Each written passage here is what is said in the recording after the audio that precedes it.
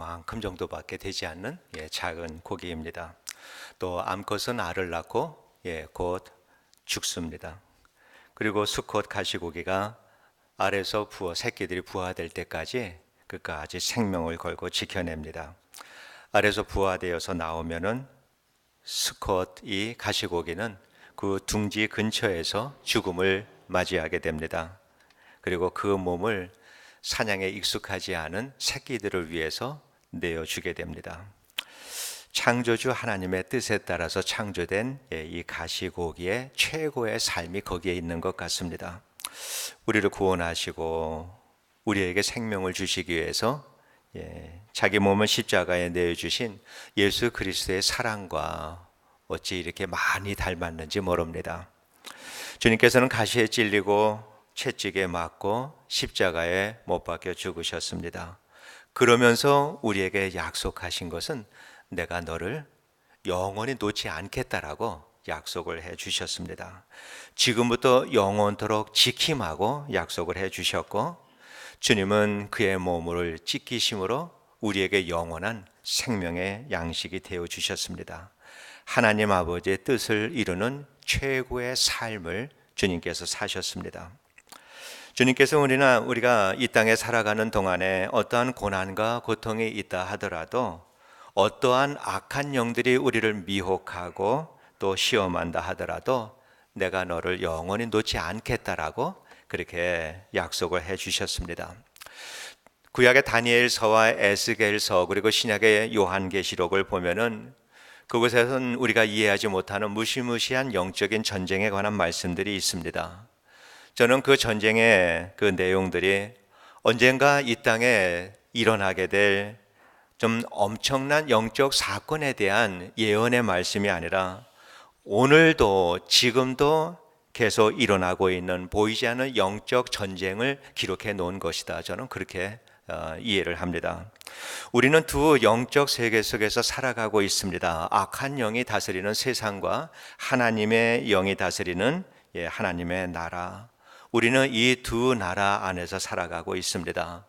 두 나라 사이에 중간지대는 없다라고 하는 것을 우리가 알고 있습니다. 세상에 속하든지 하나님께 속하든지 둘 중에 어딘가에는 속해서 살아가는 것이 우리들의 삶입니다. 악한 영은 어떻게든지 우리들의 영혼을 하나님으로부터 떼어내려고 온갖 수단을 통해서 시험하고 유혹을 합니다. 그럼에도 불구하고 오늘 이렇게 엄청난 영적 전쟁이 우리 가운데 눈에 보이지 않는 전쟁이 일어남에도 불구하고 오늘 우리가 이렇게 편안하게 신앙인의 삶을 살고 있는 것은 우리의 믿음이 성숙되었다든지 아니면은 우리가 주님을 예배하고 살고자 하는 기특한 마음을 가졌다든지 이런 것이 아니라 하나님께서 우리가 감당할 시험밖에는 허락하시지 않기 때문에 오직 하나님의 은혜 때문에 오늘 우리는 이렇게 살고 있다라고 분명히 믿습니다. 하나님께서 우리를 모든 악한 영으로부터 지켜주시고 보호해 주시기 때문입니다. 하나님께서는 십자가 사건을 통해서 모든 악한 영들을 다 물리치실 수 있었음에도 불구하고 그렇게 하지 않고 끊임없이 우리들의 삶 속에서 힘들고 어렵고 고난과 고통스러운 일들이 일어나도록 하신 것은 시험과 유혹과 우리가 싸우면서 그 일들을 통해서 우리의 믿음이 성숙해지기를 원하시는 아버지 하나님의 계획이다라고 하는 것을 우리가 이해를 해야 합니다. 주님께서 정말 어느 한순간이라도 우리를 주님의 손에서 놓치신다면은 우리는 그 즉시 사탄의 손아귀에 빠져 들어갈 수밖에 없습니다. 그러나 우리 주님께서는 우리를 택하신 그 순간부터 결코 주님의 손에서 우리를 놓지 않으시겠다라고 성경의 많은 곳에서 약속을 하고 계십니다. 그렇기 때문에 우리가 수시로 주님을 배반하고 주님을 멀리하고 때로는 나는 이제 이러한 예수 안 믿어 너무 힘들면 그러한 얘기도 할 수 있죠. 나는 하나님이 나의 구원자요 나의 창조라고 하는 사실 이제는 안 믿어. 비록 우리가 우리 입으로 그렇게 고백을 한다 하더라도 주님은 여전히 우리를 놓지 않으신다라고 하는 것입니다. 주님은 우리를 꼭 붙들고 계십니다. 그리고 탕자의 아버지처럼 우리가 다시 돌아오기를 기다리시고 중보 기도하시는 분이 우리 주님이다라고 하는 사실, 우리가 기억하고 살아야 합니다. 오늘 이 놀라운 주님의 사랑을 다시 한번 회상해 보는 것은, 우리는 그렇게 크신 주님의 사랑에 대해서 우리는 어떻게 반응하고 살아가고 있는가 깊이 생각해 보면서, 그리고 무엇이 그리스도인의 최고의 삶일까, 이것을 한번 생각해 보는 시간을 가지려고 합니다. 우리는 최선을 다해서 주님을 위해서 산다라고 생각할지 모르지만은, 우리는 우리의 능력으로는 주를 위해서 우리는 살지 못합니다. 거룩하신 주님을 위해서 살아갈 수 있는 자격도 능력도 우리에게는 없는 사람, 우리는 없습니다. 우리는 얼만큼 주를 위해서 살아갈 수 있는가, 이것은 주님의 사랑을 깨닫고 우리가 경험한 그만큼 우리는 주님을 사랑할 수 있습니다. 그 사랑에 대한 깨달음과 경험이 그만큼이 그리스도인이 그리스도인답게 살아갈 수 있는 능력이 바로 거기에서 나온다라고 하는 것입니다. 결코 우리 속에서는 나올 수가 없는 것입니다. 그런데 우리는 예수를 믿으면서 힘들어합니다. 기도 생활하는 것도 힘들고 말씀에 순종하며 살아가는 이 일도 힘듭니다. 주님께서는 나를 따르려거든 너의 십자가를 지고 나를 따르라라고 말씀하시면서 내가 주는 십자가는 가볍고 편하다라고 말씀하셨는데, 우리는 그 주님의 십자가를 주님이 지셨던 십자가만큼이나 무겁게 느끼며 살아가는 것이 우리들입니다. 왜 그렇습니까? 주님의 사랑을 깨닫지 못했기 때문입니다. 주님의 그 깊은 사랑을 우리가 경험하지 못했기 때문입니다. 그러나 십자가는 우리들의 인생의 짐을 다 내려놓는 곳, 이곳이 십자가가 아닙니다. 이 십자가는 우리의 인생의 이 무거운 짐들은 주님의 사랑을 알 때, 내가 주님의 십자가 아래로 내려가서 그 주님의 사랑을 깨닫는 순간에 우리의 어깨에서 굴러 떨어져 나가버리는 것이, 이것이 우리 인생의 짐입니다. 우리는 우리의 인생의 짐을 우리가 내려놓지 못합니다. 그리스도의 사랑을 깨닫고 경험하는 그 순간에 우리의 모든 짐이 굴러 떨어져서 없어져 버리는 것, 이것이 십자가 아래서 살아가는 그리스도인들의 삶입니다. 그래서 주님의 십자가의 사랑을 알 수 있는 믿음을 주실 때 우리는 거기에서 주님께서 나를 위해서 십자가에 달려 죽으셨구나 라고 하는 사실을 깨닫게 되고, 그곳에서 내가 그리스도인으로 무엇을 향해서 살아야 하는가, 나는 어떠한 인생을 살아야 하는가, 이것을 깨닫게 됩니다. 인생의 목적이 생기게 되고, 주님께서 내게 주시는 그리스도인의 사명을 감당하려고 하는, 그것도 기쁨으로 감당하려고 하는 마음이 우리 안에서 일어나게 된다라고 하는 것입니다. 그래서 우리의 마음에 그리스도인의 사명을 감당하고자 하는 이러한 마음이 우리 안에 적다면은, 내게 사명을 감당할 수 있는 힘과 이러한 그 능력을 달라라고 기도할 것이 아니라, 하나님의 사랑을 좀 더 깊이 깨달을 수 있도록 내게 지혜와 믿음을 허락해 달라라고 우리는 기도를 해야지, 그것이 맞는 기도라고 그렇게 믿습니다. 바울은 주님의 십자가의 사랑을 누구보다도 깊이 깨달은 사람입니다. 얼마나 깊이 깨달았으면 그 사랑을 깨닫고 난 이후에는 자기의 생명조차도 보잘것없는 것이 되어져 버리고 맙니다. 평생에 바울이 쌓아왔던 그 사회적으로, 종교적으로, 또 커뮤니티적으로 그가 쌓아온 모든 것들, 이것을 다 쓰레기로 여길 만큼 바울은 하나님의 사랑을 그렇게 깊이 깨달았습니다. 그리고 그 사랑에 대한 감격 때문에 그 사랑을 주신 그리스도의 증인으로 살아가기 위해서 그는 죽음을 두려워하지 않습니다. 고난과 고통도 마다하지 않습니다. 오늘 이 본문의 말씀은 바울이 죽음과 직면에 있는 그러한 아주 가까운 시기에 기록한 것이 오늘 본문의 일입니다. 그런데 우리가 이 글을 읽으면서 우리가 깨달을 수 있는 것은, 느낄 수 있는 것은, 바울의 이 마음속에서 죽음이다라고 하는, 죽음으로 인한 두려움이 조금도 느껴지지 않는다라고 하는 것입니다. 죽음을 넘어서 그리스도 앞에 서 있는 그 모습, 자신의 모습을 바라보면서 의의 면류관을 받을 것을 생각하면서 오히려 죽음 앞에서 마음 설레이며 하늘을 바라보는 이 바울의 모습을 우리는 본문을 통해서 느낄 수가 있습니다. 이제 그가 죽음을 당하고 만일 우리가 바울의 장례식에 우리가 참여하고 있다면 우리들의 마음은 어떨까? 그의 죽음을 바라보는 우리들의 마음은 과연 어떨까? 평생 복음을 전하면서 굶기도 하고 매도 많이 맞고 또 감옥에 갇히기도 하고 마침내는 비참하게 목이 잘려 죽은 그 사람, 이 바울 앞에서 우리는 어떤 마음으로 그의 죽음을 바라볼 수 있을까? 인간적으로는 참 비참한 삶을 살다가 참혹한 죽음을 당한 이 초라한 한 노인의 죽음 앞에서 아마 우리가 참 신앙을 가졌다면은 세상에 어떤 것을 가진 것보다도 누구보다도 그의 죽음 앞에서 참으로 부러워할 것입니다.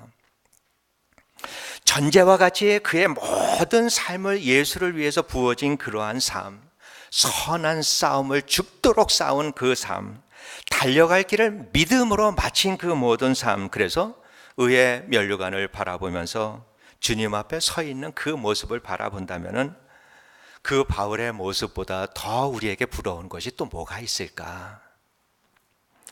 우리도 언젠가는 세상을 다 떠나게 됩니다. 우리 젊은 사람들이야 이 말이 실감이 나지 않지만은 그러나 여러분의 할아버지, 할머니도 대부분 돌아가셨을 것입니다. 또 많은 분들이 부모님이 이미 세상을 떠나신 분들일 것입니다. 그런데 그 우리들의 인생의 마지막도 다가오고 있다라고 하는 것입니다. 바울은 자신의 삶을 전제와 같이 부어진 삶이다라고 그렇게 말을 합니다. 전제는 구약 제사에서 제물 위에 포도주로 뿌리는 것입니다. 뿌리면 사라져버리는 불에 사라져버리고 마는 것입니다. 그리스도를 위해서 자기의 생명을 아낌없이 다 내어줬다라고 하는 이러한 거 바울의 신앙의 고백입니다. 그런데 바울이 말하기를 바울이 그렇게 고통스럽고 힘든 인생을 살아가면서도 바울은 뭐라고 얘기를 하냐면은 항상 기뻐하라, 항상 감사하라라고 그렇게 말을 합니다. 이런 그 바울의 말씀을 우리가 기억을 한다면은 그가 예수 그리스도를 위해서 희생적이고 헌신적인 삶을 살았다 이렇게 표현되기보다는 제가 그 바울의 말씀을 느끼면서 묵상하면서 느끼는 것은 바울은 일생 동안 그리스도를 누리며 살았다라고 하는 표현이 더 적절하지 않을까, 그런 생각이 듭니다. 바울이 자신의 노력으로 그렇게 산 것 아니거든요. 항상 주님과 동행하면서 내가 죽고 예수가 살아가는 그 삶을 살려고 얼마나 바울이 노력을 많이 했습니까? 그러니 이러한 그 바울의 삶이야말로 누구보다도 예수 그리스도를 많이 누리며 살아간 삶이다. 그것이 적절한 표현인 것 같습니다. 바울이 어떻게 해서 이렇게 참 위대한 그리스도인의 삶을 일관적으로 이렇게 살아갈 수 있을까?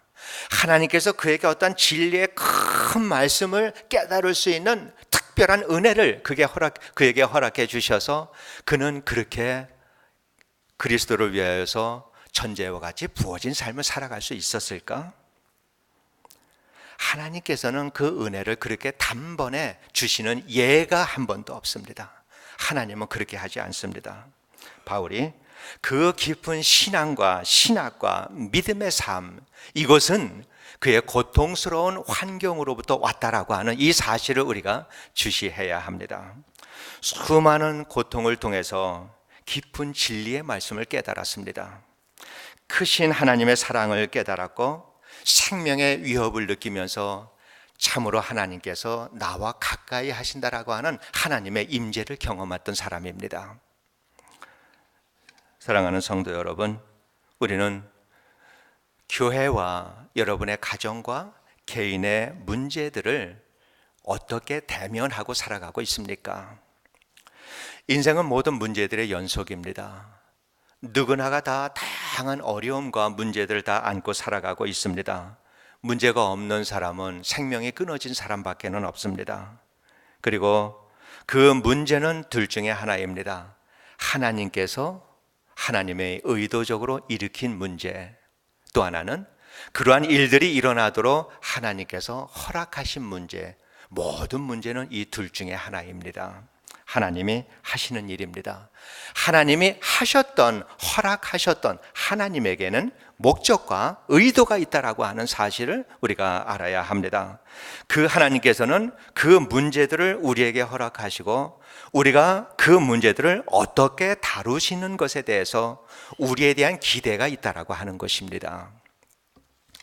주님께서 교회와 우리들의 삶 속에 다양한 어려움과 문제들을 허락하신 것은 그 일을 통해서 교회가 혼란스러워지는 것이 아니라 교회가 믿음의 터 위에 전보다 더 굳게 서가기 위해서 교회에 어려움을 허락하십니다. 또 우리 성도님들의 오늘의 믿음보다도 더 깊어가는, 더 성숙된 믿음의 세계로 나아가기 위해서 우리에게 어려움과 고난과 문제들을 허락하신다라고 하는 것입니다. 그러나 교회에서 문제가 일어나면 대부분의 교회들이, 또 우리들도 마찬가지고 실망하고 좌절하고 분노하고 마음이 나뉘어지고 마음의 상처를 받습니다. 교회가 왜 평화스러워야지 왜 이렇게 교회가 소란스러우냐, 이렇게 근심하기도 하고, 교회가 어려운 일을 겪다가 이렇게 갈라져 버리면 어떡하지라고 하는 근심하는, 염려하는 분들도 계십니다. 문제를 통해서 우리가 성숙되기를 원하고, 또 교회가 어려움을 통해서 진리의 터 위에 더 굳게 서가시를 원하시는 주님의 기대에 빗나가 버리고 말 때가 얼마나 많이 있는지 모릅니다. 사도 바울이 개척한 교회들도 많은 문제들을 가지고 있습니다. 고린도 교회와 같은 교회는 오늘날 교회가 가지고 있는 모든 문제, 대부분의 문제들은 다 가지고 있었던 교회입니다. 참 많은 문제들을 가지고 있습니다. 사도가 개척을 해도 그러한 어려움들이 있습니다. 또 교회가 안으로는 갈등과 다툼과 이단과 세속화에 직면돼 있었고, 밖으로는 핍박과 죽음의 위협과 직면돼 있었습니다. 많은 어려움들을 가지고 있었습니다. 그러한 어려움이 있었기에 바울이 바울 될 수 있었다라고 하는 사실을 우리가 이해를 해야 합니다. 믿음은 모든 것이 만족하고 평안하고 또 평온한 가운데 자라는 것이 아닙니다. 그래서 우리 주님께서 우리에게 다양한 어려움들을 경험을 할 수 있도록 우리에게 허락해 주셨다라고 하는 것입니다. 우리도 우리들의 믿음이 어려움과 문제 가운데서 성장할 수 있을 만큼 충분한 문제를 우리는 가지고 있습니다. 교회고 가지고 있고 여러분의 가정도 다 가지고 있습니다. 그런데 문제는 이러한 그 어려움과 문제들을 통해서 우리의 믿음이 잘 자라지 않는다라고 하는 것입니다. 문제들이 일어남을 통해서 기도가 깊어지는 것이 아니고, 하나님의 그 문제를 통해서 하나님의 임재에 대한, 감사에 대한 이러한 대화들이 우리 가운데서 잘 들려지지가 않습니다. 교인들 사이에 오히려 갈등이 일어나고 서로 의견이 다른 일로 인해서 충돌하기도 합니다. 서로 생각이 다르면은 얼굴을 돌리기도 하고, 또 얼굴은 웃지만은 마음은 그렇지 않은 이러한 일들이 우리 가운데 일어나기도 합니다. 우리는 문제를 만날 때마다 주님의 몸된 교회를 먼저 생각을 해야 합니다. 주님의 몸된 교회를 향한 영적인 고통을 우리는 가져야 합니다. 성도들의 마음이 갈라지는 것, 이것을 보면서 주님의 몸된 교회를 흔드는 고통으로 우리는 여겨야 합니다. 교회의 문제가 우리들의 영적인 삶의 고통으로 느껴지지 않는다면 우리 믿음 결코 자라지 않습니다. 주님의 음성 들리지 않습니다. 하나님의 임재 경험할 수 없습니다. 그러나 우리는 어떤 문제가 일어나도 문제의 현상들을 보면서 분노하고 불안해하고 염려하고 가십할 것이 아니라, 우리는 이 모든 것들을 다 끌어안고 기도의 골방으로 가야 합니다. 그 어려움들이 내 영적인, 내 영혼의 고통으로 삼고 내가 이 모든 것 끌어안고 기도의 골방으로 갈 때, 거기에서 교회가 진리의 터 위에 굳게 서가고 우리 성도들이 회복이 되고 치유가 되는 역사가 거기에서 일어나는 것입니다. 그럴 때 우리 하나님께서 우리 교회의 현재와 미래를 축복하십니다. 우리들의 가정과 우리들의 믿음을 축복하실 것입니다. 이제는 우리가 끝났지만은 지난 몇 주일 동안 헌법을 해석하는 일과 참사랑 유치원의 일로 인해서 교회가 어수선했습니다. 우리는 이것을 다 인정합니다. 주일 설교에서 그것을 말할 만큼 그것이 큰 일이 아니다라고 생각할 수도 있고, 교회가 그것을 공개적으로 말할 필요가 있는가, 이것은 부끄러운 일이다라고 생각할 수 있지만은, 그러나 부끄럽다라고 할 때에는 그 일을 통해서 하나님의 의도, 하나님의 목적, 우리가 그 일을 통해서 우리들의 믿음이 성장하지 않는다면 그것이 부끄러운 일이다라고 믿습니다. 저는 교회가 정말 큰 이러한 일이 없다면 이러한 말씀을 드릴 필요도 없고요, 이러한 일이 우리에게 일어난 이것에 대해서 정말 교회에서 정말 큰 유익이 되는 이 좋은 기회를 놓치고 싶지 않아서 이 말씀을 드립니다. 우리는 그동안의 문제를 다루는 일에 있어서 많이 서툴렀습니다. 헌법을 다루는 일도 서툴렀고, 회의를 진행하는 것도 서툴렀고, 또 눈에 보이는 대로 우리는 말하고, 또 골방에서 부르짖는 일에는 우리는 게을렀다라고 하는 것을 저는 인정할 수밖에 없습니다. 사랑하는 성도 여러분, 한 가지 질문을 하려고 합니다. 이번 일로 인해서 여러분의 믿음이 자랐는지 한번 생각해 보시기 바랍니다. 그것은 저의 질문이 아니라 성경의 질문이고 주님의 질문입니다. 이 문제를 우리에게 일어날 수 있도록 허용하신 우리 주님께서 우리들에 대한 기대입니다. 과연 이 일을 통해서 우리의 믿음은 자랐는가? 옳고 그름을 떠나서 우리가 판단해야 될 것은 바로 그거거든요. 이 일을 통해서 내 믿음이 자랐는가? 저는 이 문제들을 다루면서 믿음이 자라지가 않았습니다. 기도하는 시간보다 고민하는 시간이 훨씬 더 많았습니다. 어떻게 하면 모든 성도님들을 사랑으로 하나 되게 할 것인가, 여기에 대해서 기도하고 생각하기 이전에 무엇이 옳고 그른가를 먼저 생각했다라고 하는 것을 여러분께 제가 말 고백하지 않을 수가 없습니다. 그래서 이 일을 두고 계속 생각하면서 회개하고 있습니다. 그래서 늦게라도 이 일을 통해서 영적인 유익을 얻을 수 있다라고 믿고 이 일을 생각하고 또다시 반복되는 이러한 실수를 하지 않도록 깊이 생각을 하고 회개를 하고 있습니다. 만일 여러분의 생활, 이 삶 속에서도 이러한 일들을 통해서, 문제들을 통해서 여러분의 믿음이 성장하지 않았다라고 여러분이 생각하신다면 여러분은 회개하셔야 합니다. 이 일로 인해서 화해해야 되고 용서해야 되고, 교회는 전보다 더 진리의 터 위에 굳게 서가고, 우리들의 사랑은 전보다 더 깊은 사랑의 관계가 돼 주어야 합니다. 그래서 이러한 일들이 전혀 일어나지 않았을 때보다도 일어남으로 인해서 우리 교회는 더 나은 교회로 변화가 되어야 합니다.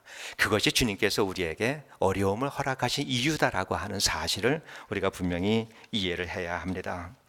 주님이 보시는 것은 우리가 어떤 결정을 내렸는가, 얼마나 현명하게 지혜롭게 결정을 내렸는가라고 하는 것을 주님이 보시는 것이 아니라, 이러한 문제들을 통하여서 교회가 얼마나 사랑의 공동체로서 잘 세워져 가고 있는가, 우리가 서로 얼마나 사랑의 깊이가 더해가고 있는가, 주님께서는 그것을 보십니다. 이제 우리는 문제를 만날 때마다 어떠한 문제가 우리 교회 안에 닥친다 하더라도 그 문제를 믿음으로 조금 솜씨 있게 잘 다룰 수 있는 교회가 되기를 진심으로 원합니다. 문제를 사람들에게 나눌 것이 아니라 골방에 가서 하나님 앞에 하나님과 나눌 수 있게 되기를 원합니다. 교회를 흔들려고 하는 악한 세력에 우리가 사용돼서는 절대 안 되겠습니다. 우리들의 마음이 나뉘어질 때마다 사탄이 환호하고 승리하고 있다라고 하는 사실을 우리가 기억을 해야 합니다. 문제들을 직면할 때마다 우리는 우리들의 믿음이 성장해야 합니다. 문제들을 통해서 우리 주님의 한빛교회가 점점 더 든든한 신앙 공동체로 세워져 가야 합니다. 그래서 모든 것이 합력해서 선을 이루신다라고 하는 이 주님의 말씀을 우리는 교회의 모든 일들을 통해서 경험하며 살아가야 할 줄로 믿습니다. 우리는 한평생 그리스도인으로 살다가 주님 앞에 서게 될 것입니다. 그때 바울처럼 우리도 전제와 같이 주를 위하여서 부어진 그러한 삶, 선한 싸움을 싸우고 나의 달려갈 길을 다 마치고 믿음을 지켰다라고 하는, 정말 우리 인생에서 후회 없는 이러한 인생을 살아갈 수 있도록 이 훈련이 우리의 교회와 이 공동체 교회 안에서의 공동체의 삶을 통해서 우리가 이러한 일들을 할 수 있게 되기를 진심으로 원합니다. 그래서 우리가 담대하게 의의 면류관을 바라볼 만큼 후회 없는 인생을 살아가는 우리 모두가 될 수 있도록 서로 사랑하고 격려하고 안아주고 겸손히 섬기고 나보다 남을 더 낮게 여기고, 주님께서 우리에게 허락하신 이 주님의 한빛교회를 아름답게 세워나가기 위해서, 예수를 위해서, 복음을 위해서 전제와 같이 부어진 삶을 내가 살았다라고 고백할 수 있을 만큼 참 멋진 그리스도인의 삶을 살기를 경주하는 우리 모두가 되기를 주의 이름으로 축원드립니다. 기도하겠습니다. 하나님 아버지, 은혜를 진심으로 감사를 드립니다. 우리에게 문제를 허락해 주신 하나님께 감사를 드리고, 이제는 어떠한 어려움이 우리에게 닥친다 하더라도 그 어려움을 통해서 우리 교회가 진리의 터 위에 굳게 서가고 한 분 한 분 우리 성도님들의 믿음이 성숙해져 갈 수 있도록 주님 도와주시옵소서. 우리가 그렇게 살아갈 때 아직 하나님을 알지 못한 연약한 신앙인들도 먼저 앞서가는 성도들을 보면서 예수 믿는 삶과 주님의 몸된 교회를 세우는 삶이 어떠한 것인지 우리가 잘 보여주며 증인된 삶을 살아갈 수 있도록 하나님 우리 모두에게 지혜와 믿음을 더하여 주시옵소서.